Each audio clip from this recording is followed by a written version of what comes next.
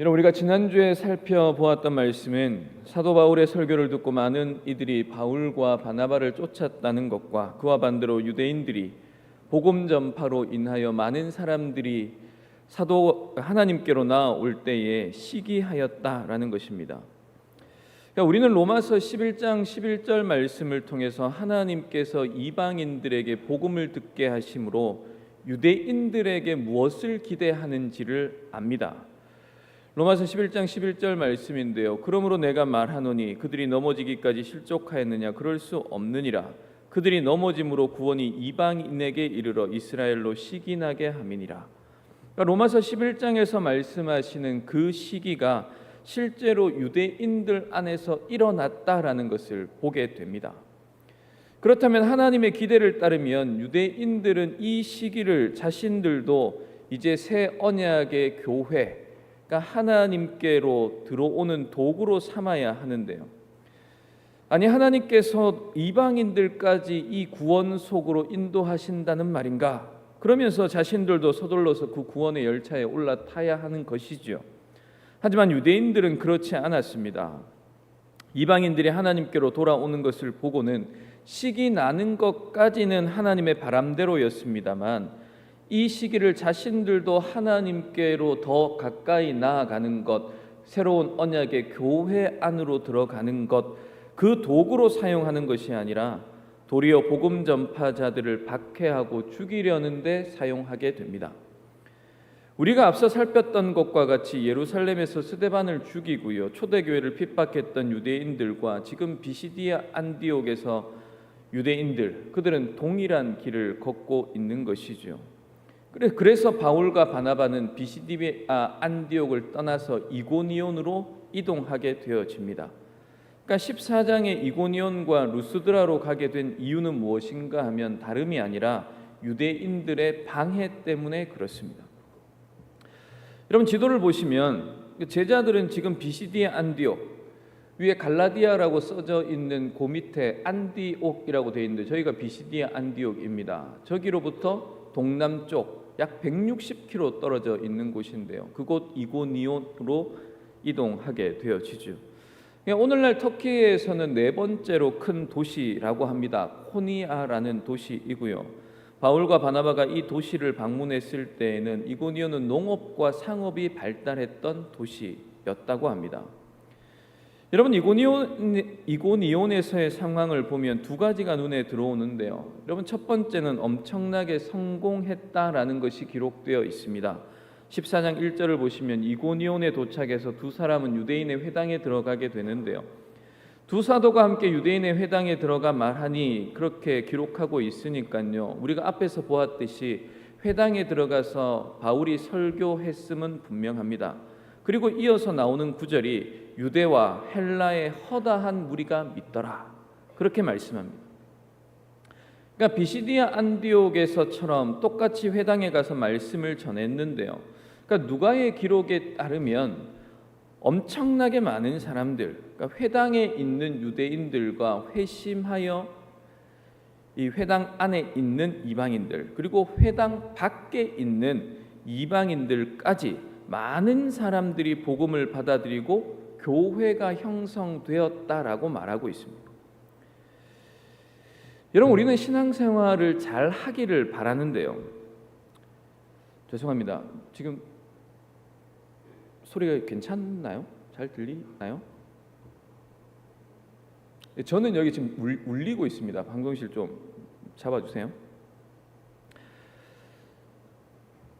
여러분, 믿음이 좋은 교인들이 되기를 원하고요. 우리 교회가 든든하고 힘 있는 교회가 되기를 원합니다. 여러분, 그러면 어떻게 하면 하나님의 나라가 힘 있는 나라가 될 수 있는가? 어떻게 하면 하나님의 나라를 증거하는 교인들이 은혜 안에 환난이 오더라도 넘어지지 않고 어떤 어려움 속에서도 믿음으로 굳건히 살아가는 그런 성숙한 교인이 될 수 있을까요? 어떻게 하면 우리 진목교회가 하나님께서 보시기에 하나님 나라를 잘 증거하는 교회로 성장하고 쓰임받을 수 있을까요? 여러분, 이고니온에서 그리고 지금 우리에게도 공통된 메시지가 있는데요. 여러분, 교회가 형성이 되었습니다. 허다한 사람들이 교회로 들어오게 되었습니다. 환난과 핍박이 있음에도 불구하고 흔들리지 않고 담대히 설 수 있는 교회가 되었습니다. 여러분, 그렇게 할 수 있는 핵심이 무엇입니까? 다른 게 아니라 복음을 들었기 때문에 그렇습니다. 성경은 다른 이야기를 하지 않습니다. 복음을 들었기 때문이다, 그렇게 말하고 있습니다. 바울과 바나바가 교회를 세울 때에, 그리고 하나님의 나라를 세울 때에 가장 중요하게 여겼던 것, 그리고 가장 중요하게 행했던 것이 무엇인가 하면 복음을 전하는 겁니다. 초대교회뿐 아니라 지금까지 교회의 역사, 그러니까 구약 시대뿐만 아니고요, 신약의 역사, 그리고 지금까지의 교회의 역사를 보시면 교회가 언제 부흥하고 교인들이 언제 하나님의 사람, 믿음으로 살아가는지 그것을 확인해 보면 다른 게 아닙니다. 하나님의 복음을 들었을 때입니다. 그 복음으로 말미암아 거듭나고 복음으로 말미암아 하나님의 은혜를 경험하게 되었을 때, 그때 믿음의 사람들과 교회가 하나님의 나라를 증거하는 일에 쓰임을 받습니다. 여러분, 우리가 사도행전을 지금 매주일 살펴보고 있지 않습니까?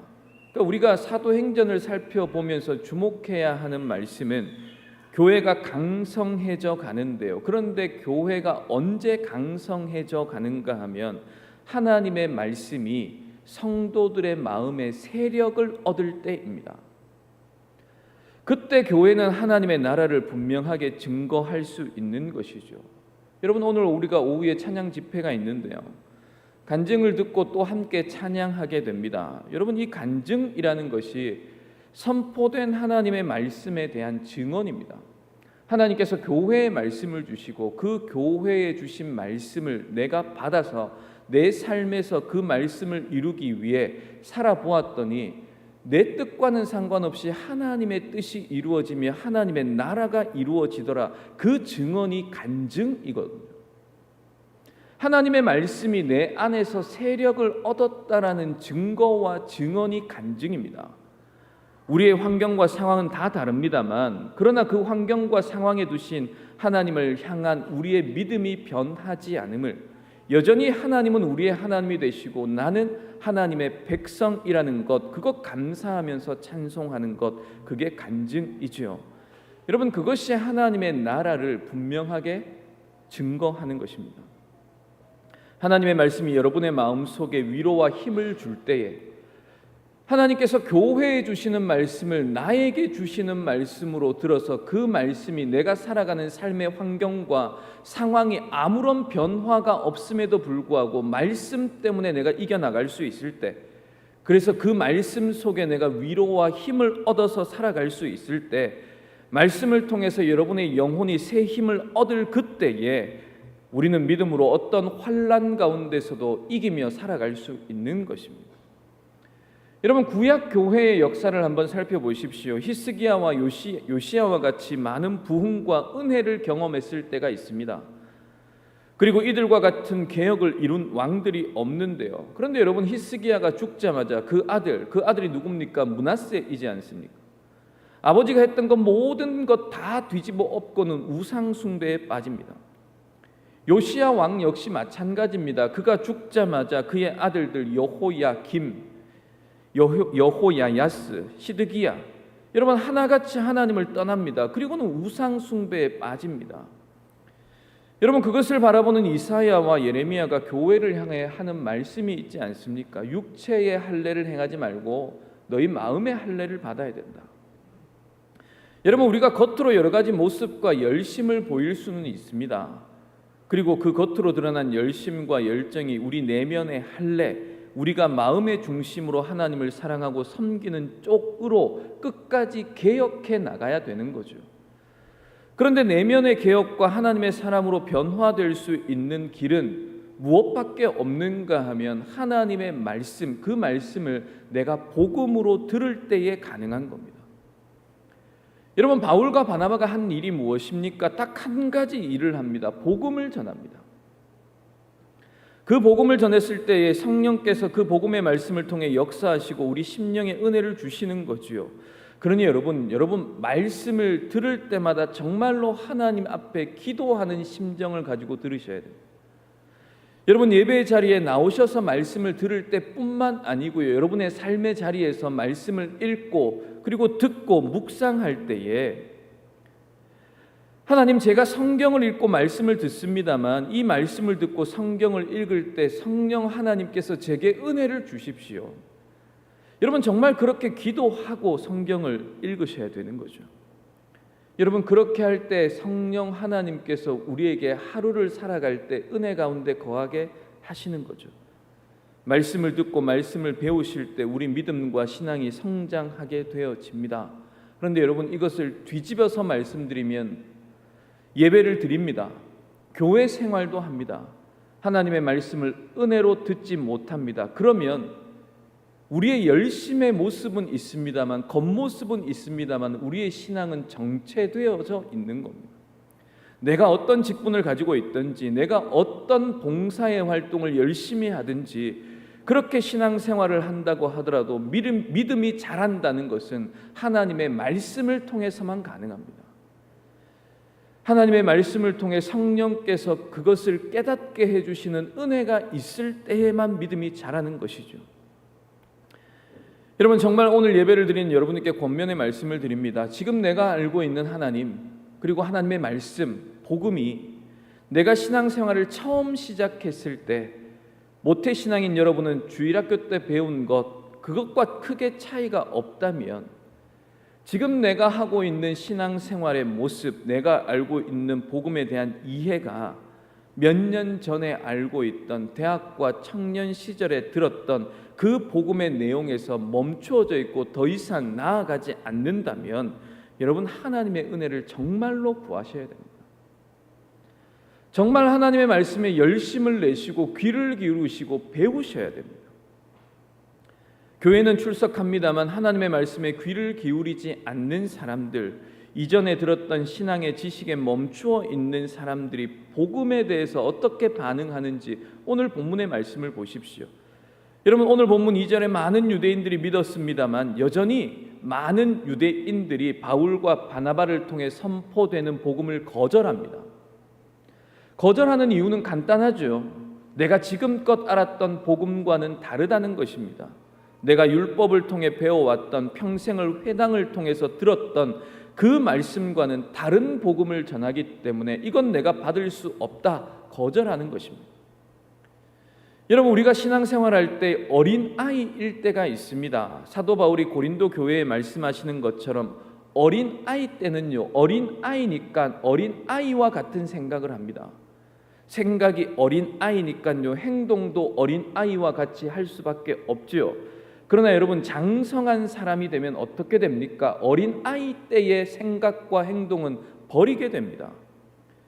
장성한 사람이 되면 어린아이 때 하던 신앙의 습관과 행동을 버린다고요.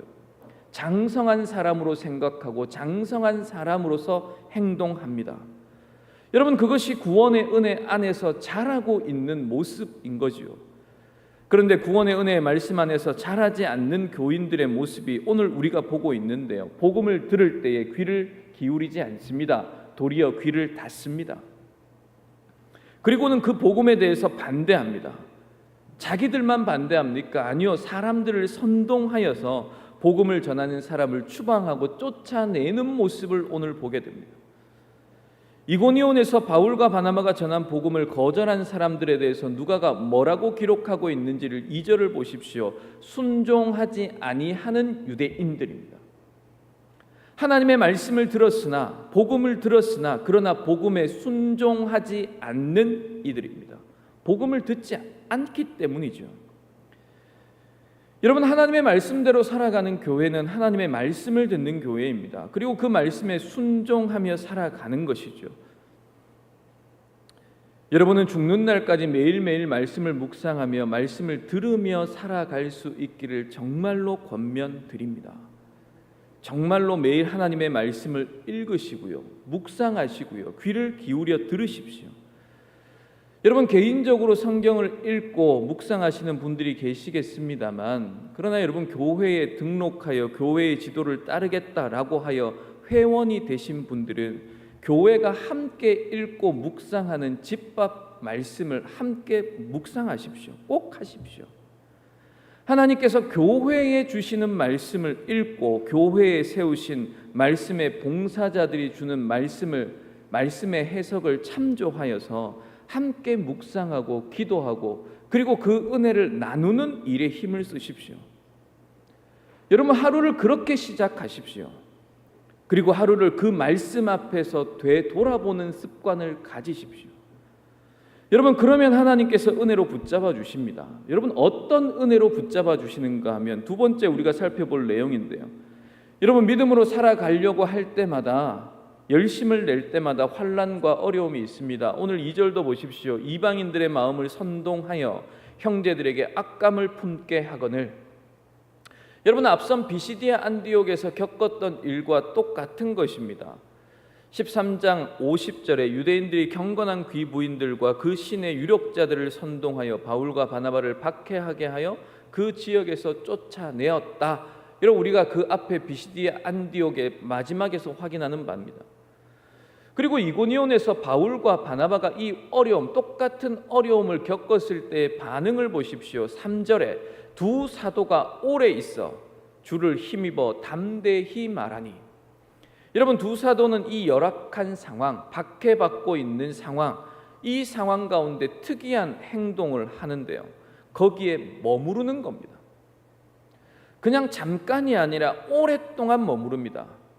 여러분, 헬라어로 오래 있어라는 말은 충분히 있었다라는 말인데요, 사역에 충분할 만큼의 시간 동안 이고니온을 떠나지 않고 지금 나에게 오는 박해와 어려움을 피하지 않고 그곳에서 담대히 하나님의 말씀을 증거하기로 결정했다는 겁니다. 여러분, 두 사도는 비시디아 안디옥에서와 마찬가지로 이고니온에 와서도 동일한 어려움, 동일한 반대를 경험합니다만 그럼에도 불구하고 충분할 시간만큼 그 도시 안에 그대로 머물기로 결정을 합니다. 여러분, 그리고 담대히 말했다. 여기도 좀 주목해 보십시오. 형편이 좋지 않습니다. 전혀 상황과 형편이 복음을 전하기에 좋지 않습니다. 여러분, 우리는 유대인들이 직접 해코지를 했다기보다는 2절에 이방인들의 마음을 선동하여 형제들에게 악감을 품게 했다, 이 말에서 지금 이 당하는 위기가 육체적인 어려움보다 훨씬 더 강한 위기를 맞이했다라는 것을 이해할 필요가 있습니다. 여러분, 믿음으로 살았던 사람들의 삶의 특징이 믿음으로 살아가려고 애를 쓸수록 오해와 고난이 우리에게 찾아옵니다. 여러분, 여기에 사탄의 정말로 탁월한 공격이 있는데요, 믿음으로 살아가는 사람들을 사탄이 넘어뜨리는데 무엇으로 넘어뜨리는가 하면 거짓말로 넘어뜨립니다. 여러분, 잘 기억하십시오. 환난과 고통이 우리를 넘어뜨리는 것이 아니라 거짓이 우리를 넘어뜨립니다. 절대로 타락할 것 같지 않았던 아담과 하와를 사탄이 무엇으로 넘어뜨립니까? 거짓말로 넘어뜨리잖아요. 선악을 알게 하는 나무의 열매를 따먹지 말라고 한 것, 저것 따먹으면 너희들이 하나님처럼 되는데 하나님이 그거 싫기 때문에 금하신 것이야. 여러분, 이 거짓말로 사탄은 아담과 하와가 하나님의 말씀을 어기도록 만듭니다. 여러분, 지금 이고니온에 있던 여러 이방인들의 마음이 바울과 바나바에게서 돌아서게끔, 예를 들면 바울과 바나바가 지나갈 때 수근수근 거리게끔, 아니 저 사람들 도대체 뭐 타러 여기까지 왔어? 무슨 꿍꿍이를 분명히 가지고 있을 거야. 회당에 있던 많은 유대인들이 저들이 말하고 있는 것, 그게 진리가 아니라고 했어. 저들은 다른 꿍꿍이를 가지고 우리를 지금 홀리려고 하고 있는 거야. 나쁜 것들. 여러분, 그렇게 소리를 지르게 하거나 오해할 만한 거짓된 소문을 뻗들여서 그 성에 있는 사람들 마음이 두 사람을 박대하도록 만들었다, 그 말입니다. 물리적으로 폭행을 당하는 것보다 더 나은 상황은 아니지 않습니까? 훨씬 더 악한 상황이 되었습니다. 여러분, 생각해 보십시오. 복음을 전한다는 것 한번 생각해 보십시오. 전도라는 것, 듣는 사람의 마음의 호의를 얻어야 가능한 것 아닙니까? 어느 정도 마음이 열려야 복음의 메시지도 들려줄 수 있게 되는데요. 그런데 여러분, 지금 여기 유대인들이 행하고 있는 방식은 악감을 품게 합니다. 유대인들의 거짓으로 인해 오해를 받게 하는 아주 거짓된 방식의 박해를 지금 행하고 있는 겁니다. 바울과 바나바의 입장, 여러분, 두 선교사의 입장을 생각해 보면 정말로 견디기 어려운 상황이지 않습니까? 그런데 여러분, 이들이 어떤 연유에서인지 모르겠습니다만 여기에 머물기로 결정합니다. 잠시, 그게 아니라 이 박해가 지나갈 때까지 어차피 지나갈 테니 이 박해가 지나가기까지만 견뎌보자가 아닙니다. 충분히 복음이 전해지는 이 사역에 충분히 감당할 만큼 여기에 머물자, 그렇게 결정합니다. 그리고는 담대히 말하기로 결정하는 거죠. 여러분, 충분한 사역의 기간 동안에 이고니온에 머물면서 기회가 닿을 때마다 예수 그리스도를 담대히 증거합니다. 여러분, 우리가 환난을 당해서 넘어지는 것, 환난 때문이 아닙니다. 거짓에 속아서 넘어지는 것이죠.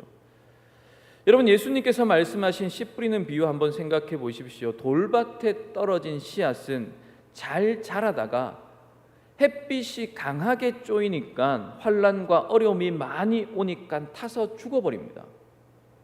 열매를 맺지 못합니다. 믿음을 떠납니다. 교회 출석을 멈춥니다. 열심히 신앙생활하는 것을 멈추게 됩니다. 그런데 여러분, 예수님께서 하시는 비유를 잘 살펴보십시오. 옥토는 햇빛이 내리쬐지 않는 곳입니까? 아니요. 여러분, 돌밭이나 옥토나 햇볕은 똑같이 강하게 내리쬐입니다. 돌밭과 옥토의 유일한 차이는 무엇입니까?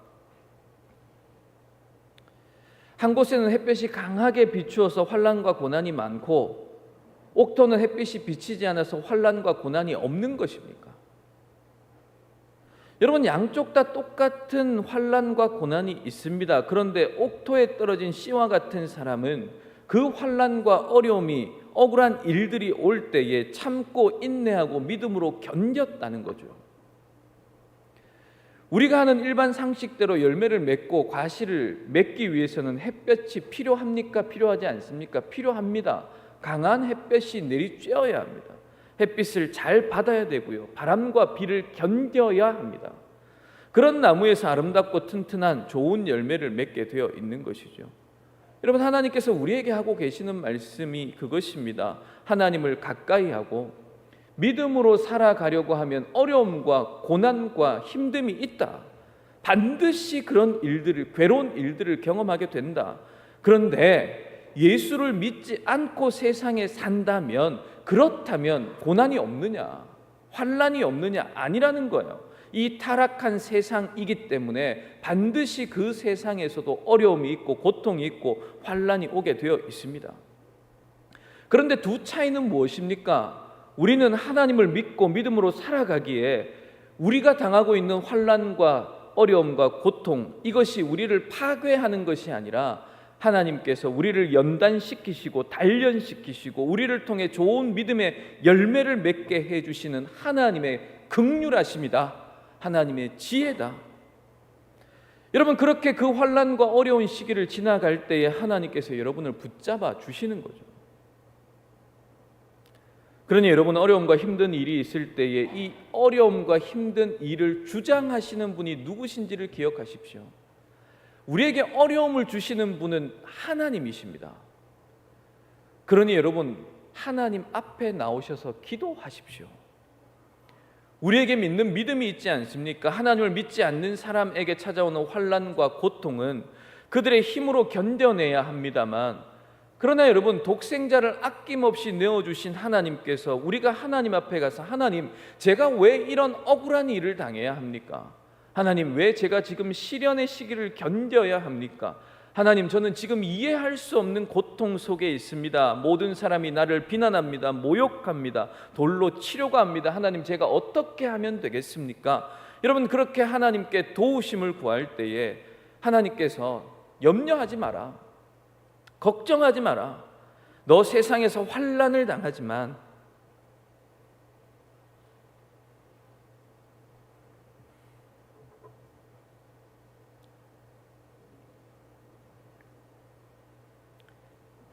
담대하라.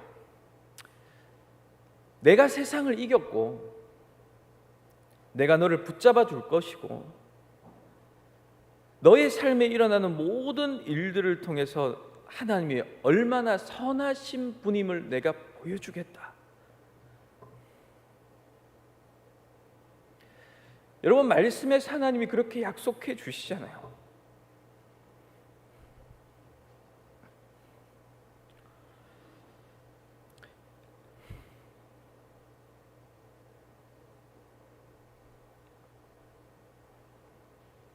여러분, 이게 진리고요, 복음입니다.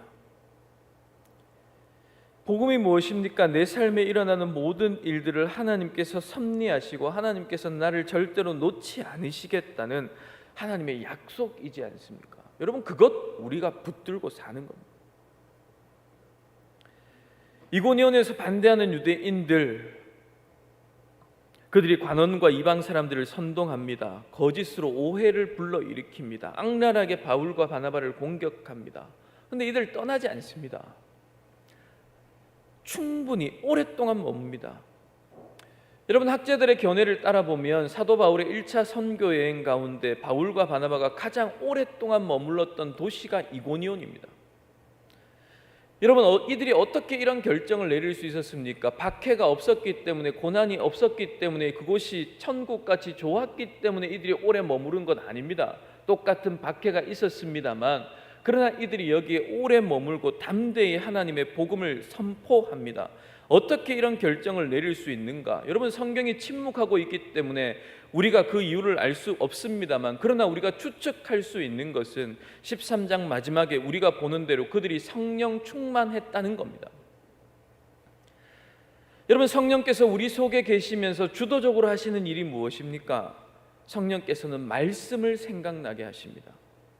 말씀을 생각나게 하신다는 것은 어떤 의미입니까? 하나님의 뜻에 부합하는 생각과 판단을 하게 한다는 겁니다. 이들은 즉시 도망칠 수 있습니다. 우리가 오늘 본문으로 읽지 않았습니다만, 여러분 5절 이하를 보면 실제적인 위협이 닥칠 때 사실상 이고니온을 떠나는 모습을 보잖아요. 하지만 그때가 언제인지, 우리는 언제 떠나야 되는지, 박해가 있기 때문에 무조건 떠나는 것이 아니라 이 박해 가운데 견디며 우리는 지금 무엇을 해야 되는지 이들은 성령 충만으로 아는 겁니다.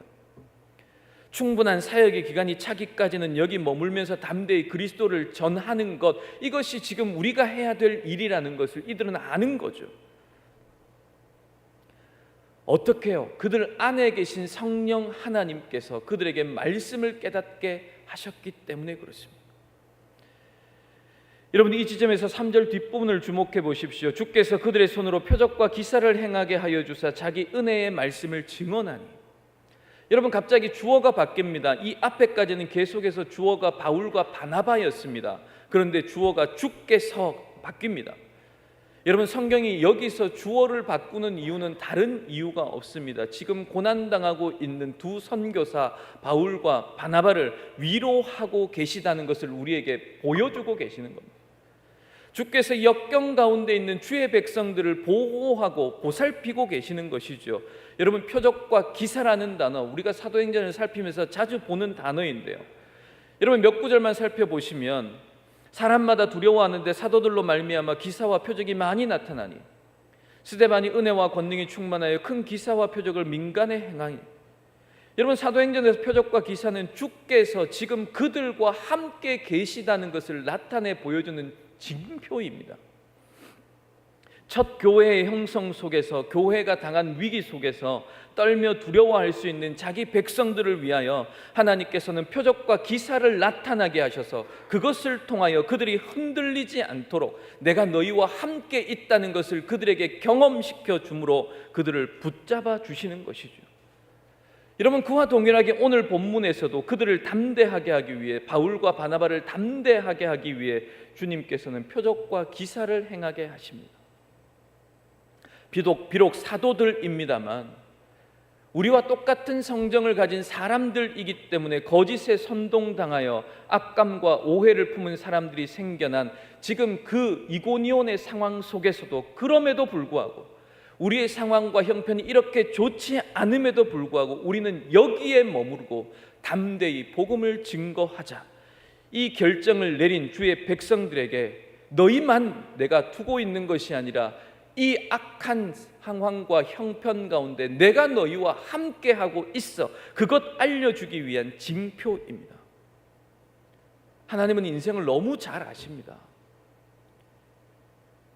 여러분, 우리보다는 신학이 조금 더 좋은 선교사들 바울과 바나바이겠습니다만 그들이 비록 하나님의 나라의 영광을 바라본다 하더라도 눈앞에 닥치는 상황들로 인해서 지나치게 낙심하지 않도록 그들에게 표적과 기사를 나타내 보여주시지요. 위기 가운데 그들을 붙잡아 주시는 분이 하나님이시기에 그들은 넘어지지 않고 담대히 복음을 증거할 수 있는 것입니다. 여러분, 사탄은 우리를 넘어뜨리고 싶어 합니다. 그리고 그것은 단지 어려움과 환난으로가 아니라 거짓으로 우리를 넘어뜨립니다. 너 지금 힘들지? 너 지금 고통 가운데 있지? 너 그거 네 죄 때문이야. 네가 힘든 건 네가 잘못했기 때문이야. 네 잘못과 네 죄 때문이니까 이 고통 받아도 싸다. 여러분, 사탄은 우리를 그렇게 시험합니다. 그렇게 기댈 곳이 없도록 만들고요, 아무런 희망을 발견하지 못하도록 합니다. 그러나 하나님께서는 우리가 죄인인 줄 이미 아시는 하나님이시지 않습니까? 우리가 아무리 경건하게 산다 하더라도 하나님의 의에 미치지 못한다는 것 이미 하나님은 아십니다. 그래서 예수 그리스도를 보내주셨잖아요. 하나님께서는 내가 당하는 억울한 환난이든지 내가 지은 죄로 인하여 당하는 환난이든지 하나님께서는 하나님의 선하심과 은혜를 나에게, 그의 백성들에게 베풀어 주기로 작정하신 하나님이십니다. 여러분, 그게 하나님의 은혜이지 않습니까? 여러분, 오늘 이고니온의 이 말씀을 통해서 두 가지를 기억하시면 좋겠습니다. 나의 믿음과 신앙이 언제 자라는가? 복음을 들으셔야 됩니다. 성경 말씀을 통해 은혜를 받으셔야 됩니다. 날마다 말씀을 읽고 묵상하고 기도하면서 하나님의 은혜를 알아가는 일, 여러분, 이것 게으르게 하지 마십시오. 날마다 생명의 교제를 누리십시오. 그리고 날마다 자라나십시오. 어려움 가운데 있는 분들이 계시죠. 나에게 왜 이런 환난과 고통이 왔을까? 내 죄 때문인가? 아니면 내가 그냥 억울한 일을 당하고 있는 건가?